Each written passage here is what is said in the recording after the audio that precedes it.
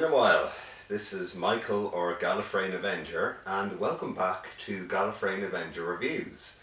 And today I will be reviewing the next installment in the Marvel Cinematic Universe, Doctor Strange, which stars Benedict Cumberbatch, Tilda Swinton, Rachel McAdams, Chiwetel Ejiofor, hope I pronounced that correctly, Benedict Wong, and Mads Mikkelsen.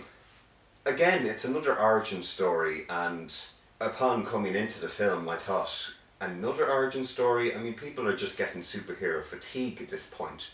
But actually, I was actually surprised how much I enjoyed this film, especially down to the visuals. My God, the visuals were like the biggest mind trip you could go on. And I know we're in an age where CGI is everywhere, but this level of visual effects, I will be so surprised if these visual effects aren't Oscar nominated.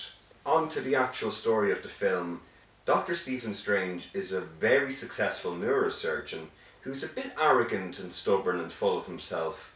He's from that background who's very complacent, and he's very sort of comfortable with his lifestyle, driving sports cars and living in this very well-furnished penthouse. He gets in a car accident where the nerve endings of his hands have been severed, so he no longer has that careful touch of, dealing with patients in surgery. His life as he knows it is over, and he is desperate to find answers to get the nerves in his hands repaired. He ends up in a journey which brings him to Kathmandu in Nepal, in a place called Kamartaj, which is the home of the Ancient One. The Ancient One is played by Tilda Swinton, and this sparked a lot of controversy down to the subject of whitewashing, because the Ancient One was meant to be an Asian man, and now in the film she's a Celtic mystic. It's Tilda Swinton. She's a British woman who has shaved her head, and Tilda Swinton, she's a lovely maternal vibe to her. I mean, especially, she's so calm in the role. You're just sort of almost nurturing in a way, but I don't know, it's just, there's that bit of enigma within her as well, but I'm getting off topic, but she becomes Stephen Strange's mentor. So on this journey, Doctor Strange is shown that the world as he knows it is not the only world that exists. He learns about parallel dimensions, his astral self, and, a bunch of other trippy fictional bullshit that this movie tries to establish for us. But we get drawn in. I saw this movie in IMAX in 3D, and as I said earlier, the visuals just take you in for the ride. We learn quite early on that one of the Ancient One's disciples, Caecilius, played by Mads Mikkelsen, he's power hungry, and he tries to learn some of the Ancient One's secrets to manipulate time, as it were. And also on this journey, Stephen Strange acquires the Eye of Agamotto, which is an ancient artifact with supernatural properties. And I don't know about this, I was debating whether or not to bring it up, but you'll find out eventually. Yes, there's an Infinity Stone in this film. The Time Stone is in the Eye of Agamotto.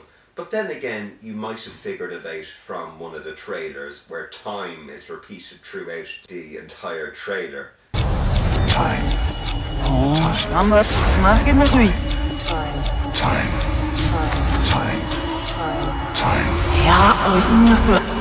So, yeah, that's not subtle at all.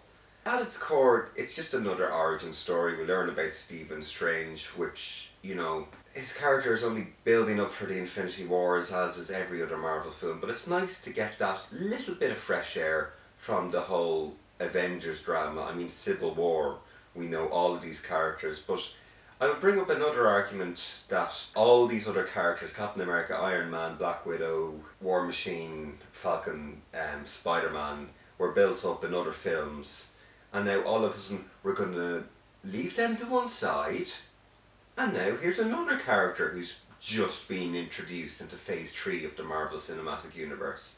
But then again, I mean, Black Panther and Spider-Man have still yet to be established, even though they had cameos in Civil War, but I digress.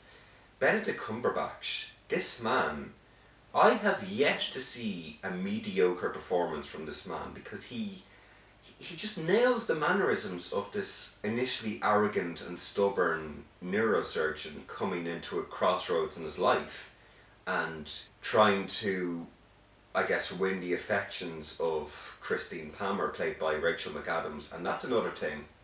Rachel McAdams does not age. My God.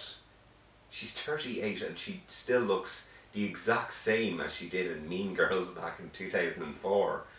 But yeah, stay on target. Kind of difficult not to delve into spoilers, but this film has my recommendation. And yeah, I mean, it's not the best Marvel film I've seen, but it is up there. It's a very decent movie. Winter Soldier will always be my favourite Marvel film, just because, oh God, it's such a badass movie. But Doctor Strange gets 4 out of 5 stars from me, because we've seen origin stories before, but Doctor Strange is just a very sort of intriguing story, and just the philosophies and the visuals, they're just really sort of thought-provoking, and you'll enjoy it. You will get your money's worth for this film. Go see Doctor Strange and you're in for a hell of a ride, I'll tell you that. This has been Michael, or GallifreyanAvenger. Thank you for watching this video, and until next time, see you soon. Take care.